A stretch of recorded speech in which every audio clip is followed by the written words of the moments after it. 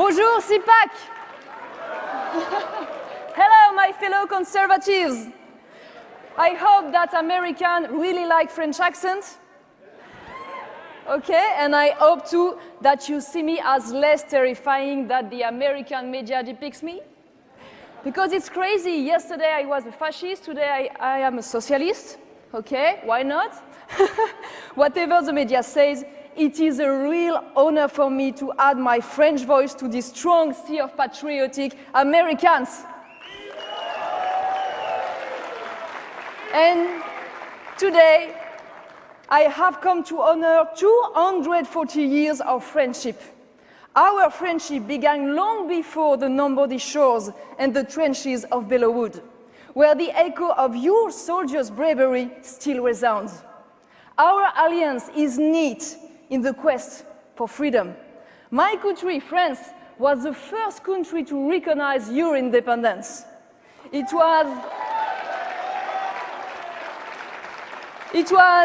by French blood spilt on American soil that our friendship began. Today, over 2 centuries later, here at CPAC, we are once again standing side by side in another battle for freedom. This freedom is a gift. Economic and political freedom, freedom of speech, freedom of conscience are our common treasures. After 1,500 years of existence, it's us, the French, who now must fight for our independence. No, France is no longer free today. French are not free to choose their policies, whether they are economic, monetary, on immigration, or even diplomacy. Our freedom is now in the hands of the European Union. This European Union is not Europe. It is an ideology that looks only to the future while being contaminated with historic amnesia. An ideology without land, without people, without roots, and without civilization. The EU is in the process of slowly killing millenary nations. I live in a country where 80%, you heard me correctly, 80% of the law are imposed by the EU. Our parliament's only purpose today is to endorse legislation voted by others. Let me be clear here. I'm not offended when I hear President Donald Trump say America first. In fact, I want America first for the American people.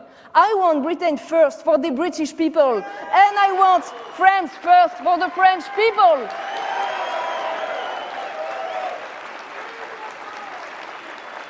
That's why I fight for French diplomacy to keep its unique role, to act as a link between the East and the West.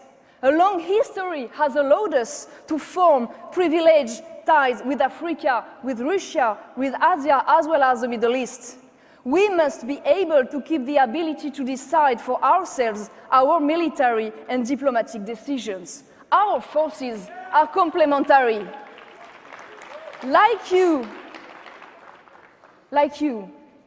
if we want to make France great again, we must defend our economic interests in the global market. The EU submits us to unfair competition with the rest of the world. We cannot accept a model that creates slaves in developing nations and unemployed in Western countries. I refuse the standardized world proposed by the EU.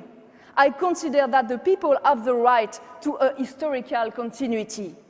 All I want is the survival of my nation, to be able to pass on not only my tangible heritage, but also my intangible legacy. Vive la France! This young French generation is not encouraged to connect and love this cultural legacy. They are brainwashed with guilt and shame of their country. The result is the development of an Islamic counter-society in France. After 40 years of massive immigration, Islamic lobbies, and political correctness, France is in the process of passing from the eldest daughter of the Catholic Church to the little niece of Islam. And the terrorism is only the tip of the iceberg.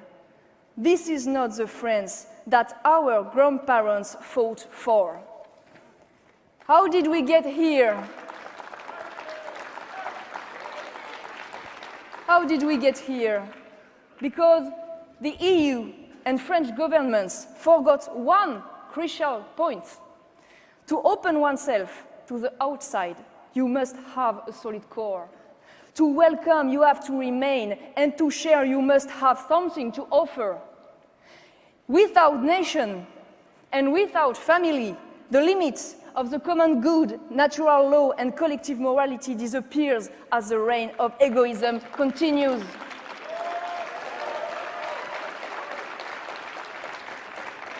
Today, even children have now become a merchandise. We hear now in the public debate, we have the right to order a child on catalog, we have the right to rent a woman's womb, we have the right to deprive a child of a mother or father. No, you don't. A child is not a right. Is this the freedom that we want? No, we don't want this atomized world of individual without gender, without father, without mother, and without nation.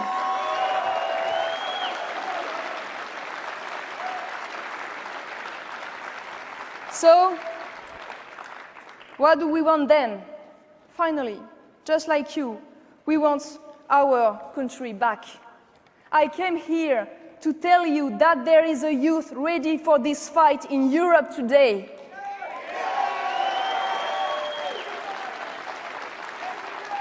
A youth who believes in hard work, who believes in their flag means something, who wants to defend individual freedom and private property. A conservative youth who wants to protect their children from eugenics and from the gender theory delirium. A youth who wants to protect their parents from euthanasia and protect humanity from transhumanism. Like the American youth, the French youth is the heir of great nation. To whom much is given, much is expected. Our fight cannot only take place in elections. We need to convey our idea across the media, the culture, and the education to stop the domination of the liberal and socialists. That is why I have recently launched a School of Management and Political Science. What is the goal? To train the leaders of tomorrow. Those who will have the courage, the discernment, and the skills to defend the interests of their people. The challenge is immense, but the last 2 years have shown one thing: never underestimate the people.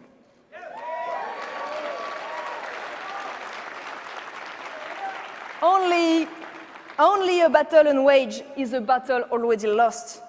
Brexit in the UK, Manif pour tous in France, and of course the election of the President Donald Trump prove a fact. When the people are given the opportunity to take their country back, they will seize it.